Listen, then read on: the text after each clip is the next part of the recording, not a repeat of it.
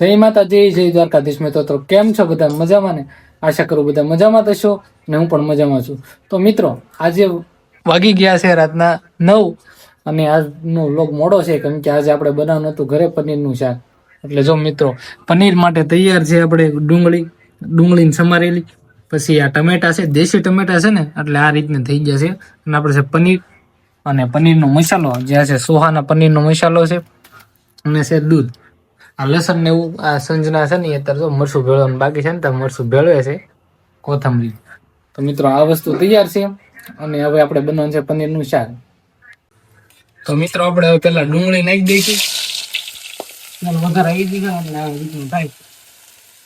તેલમાં પેલા ડુંગળીને ચેડવી નાખવાની છે ધીમા તાપે.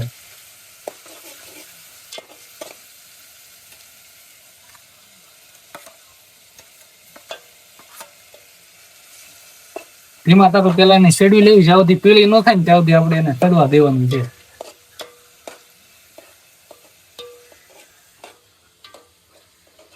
તો મિત્રો, આપણે આ ડુંગળી જ્યાં સુધી સડે ને ત્યાં સુધીમાં આપણે છે ને આજે સોહાના પનીર ટીકાનો મસાલો સ્પેશિયલ એનો આવે.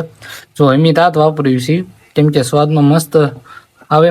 એટલે છે ને આને પેલા દૂધમાં પલાળી દેવાનું. ઘણા લોકો દૂધમાં નાખે ને હું પાણીમાં પલાળે, પણ આપણે દૂધનો ઉપયોગ કરીએ છીએ એટલે દૂધમાં પલાળી દેવાનું. તો મિત્રો, ફાઇનલી આપણે છે ને ડુંગળી એવી ગઈ છે, જો આવે થોડી પીળી થાય ને ત્યાં સુધી રાવા દેવાનું, સડવા દેવાનું. તેલમાં સડી ગઈ છે ને આપણે ટમેટા નાખી છે ને ટમેટા નાખી દેવાનું.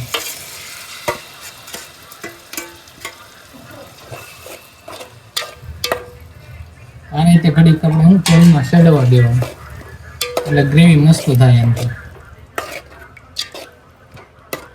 તો મિત્રો, આપણે એ થાય ને ત્યાં સુધી જો આપણે મસાલો પલાળી દીધો છે અને મસાલાને ત્યાં આપણે હલાઈ નાખવાનો. આ જે ગોંગડા છે ને એ ગાંગડા ન રહેવા દે, એ પ્રમાણે આપણે દૂધમાં સરખી રીતે હલાઈ નાખવાનું, મિક્સ કરી નાખવાનું.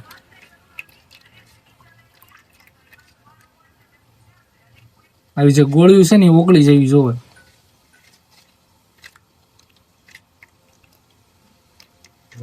તો મિત્રો, આપણે ડુંગળી અને ટમેટાની મસ્ત ગ્રેવી જેવું થઈ ગયું છે, એટલે સડી ગઈ છે તેલમાં.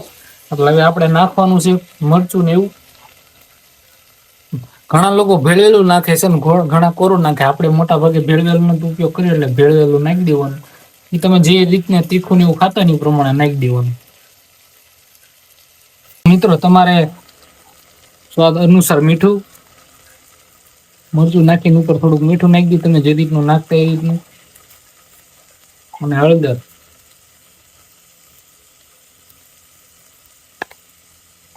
પછી નાખીને થોડુંક આમ મિક્સ કરી આજે તમે મસાલો કર્યો હતો ને પનીર, આપણે જે મસાલાનો આ દૂધમાં નાખ્યો હતો ને એ થોડુંક નાખી દેવાનું.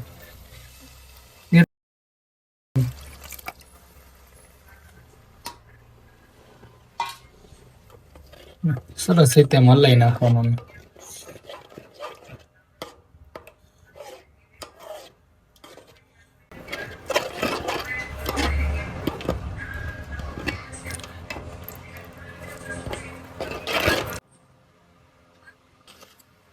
મોટા ઘણું આપણે ઘાટું થઈ ગયું ને એના માટે આપણે થોડુંક પાણી નાખશું. કેમ કે જે પનીર ને એવું નાખશું ને એટલે ગ્રેવી સારું થાય. એવું છે, ઘડીક આપણે ફૂલ ગેસ કરીને એને સડવા દઈશું. અને ઉભરો આવે ને ત્યાં સુધી આપણે એને સડવા દેવાનું છે, એટલે હમણાં તમને દેખાડો, આગળ કન્ટિન્યુ બન્યા રહેજો. ફાઇનલી મિત્રો, જો આ રીતને ઉકળી જાય ને ત્યાં સુધીની ને ઉકળવા દેવાનું. 10 મિનિટનો સમય લાગશે એવું છે. જો મિત્રો, ગ્રેવી થઈ ગઈ જાડી મસ્ત. અને હવે બસ બીજું કાંઈ નથી કરવાનું. આપણે જે પનીર સુધાર્યું છે ને પનીર નાખી દેવાનું. એટલે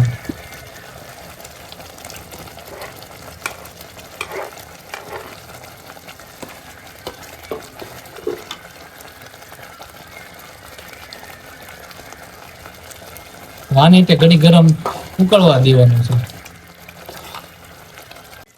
તો મિત્રો, જો હવે આપણું ગ્રેવીની ફૂલ પાકી ગયું બરોબર છે, એટલે હવે આપણે ઉતારી મૂકી દઈશું અને આને માથે મૂકી. ફાઇનલી આપણું પનીર તૈયાર થઈ ગયું છે ને હું નાખી દઈશું માથે કોથમરી. તો મિત્રો, આવું આપણે પનીર બનાવ્યું છે બરોબર છે. હમણાં સર્વ કરવાનું એટલે તમને દેખાડવાનું છે. ફાઇનલી મિત્રો આપણું પનીર બની રેડી થઈ ગયું છે અને આપણે એને સર્વ કરી નાખ્યું, બોલતા નથી ફાવતું. જો પનીર અને પાપડ શેકી નાખ્યા છે, ડુંગળી છે અને રોટલી, છાશ, એવું છે. જો મિત્રો એવું છે, આવું આપણે પનીર બનાવી છીએ. પનીર આપણે જ બનાવવાનું હોય ઘરે ગમે ત્યારે હોય. એટલે શું મિત્રો, કેવું બન્યું પનીર કોમેન્ટ કરી દેજો, અને તમારે ખાવું હોય ને તો એ રીતે કોમેન્ટ કરી દેજો, આપણે પરિવાર પાછું બનાવી નાખશું. તો મિત્રો કે ખાઈને પીને આપણે રેડી થઈ ગયા છીએ. તો મિત્રો આવું આપણને પનીર બનાવતા આવડે, કોમેન્ટ કરી દેજો કેવું પનીર બનેલું છે. ને જો આ બેસી ગઈ છે, આને બનાવવાનું નહોતું કેમ કે આપણે પનીરનું શાક આપણું ફેવરેટ, એટલે આપણે જ બનાવી ગયા. ઈ જ બનાવે પનીરનું શાક, અને પનીરનું શાક તો એ દર વખતે સારું જ બનાવે, ને આ વખતે સારું જ બનાવ્યું હતું, એમાં કાંઈ ના નથી. આપણે એક કોમેન્ટ આવેલી હતી કે પનીરની રેસીપી બનાવો, તો આપણે પછી પનીરની રેસીપી બનાવી નાખી. તો એવું છે મિત્રો, પનીરનું શાક હોય મેં તમને કીધું ને ઘોડે કે હું જ કરતો હોય છે, આ મેં નથી કરવા દેતો, કેમ કે સૌથી મારું ફેવરિટ શાક હોય ને તો પંજાબી શાક, આપણને બહુ મજા આવે. આ તો મેં ઘણી વાર બહાર જતા હોય, ઘણી વાર ઘરે ખાતા હોય, એવું છે. મોટા ભાગે ઘરે બનાવતા હોય છે. પનીર વેચાતું લાવી બસ આ રીતની બનાવી નાખી. તો મિત્રો આજે આપણે પનીરનું શાક બનાવ્યું. તમે લોકો કીધું રેસીપી મૂકજો, એટલે આજે આપણે રેસીપી મૂકી છે.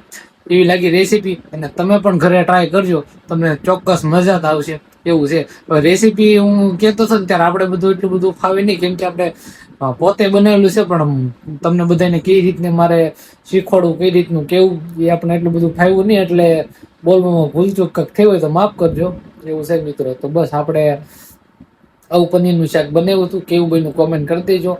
અને આજનો વિડીયો મિત્રો અહીંયા સુધી તે વિડીયો કેવો લાગ્યો એની કોમેન્ટ કરતા જજો, અને જો ચેનલ ઉપર ન હોય ને તો સબસ્ક્રાઇબ કરવાનું ભૂલતા નહીં. તો મિત્રો મળીશું પછીના વિડીયોમાં, ત્યાં સુધી બધાને આવજો. જય માતાજી, જય દ્વારકાધીશ.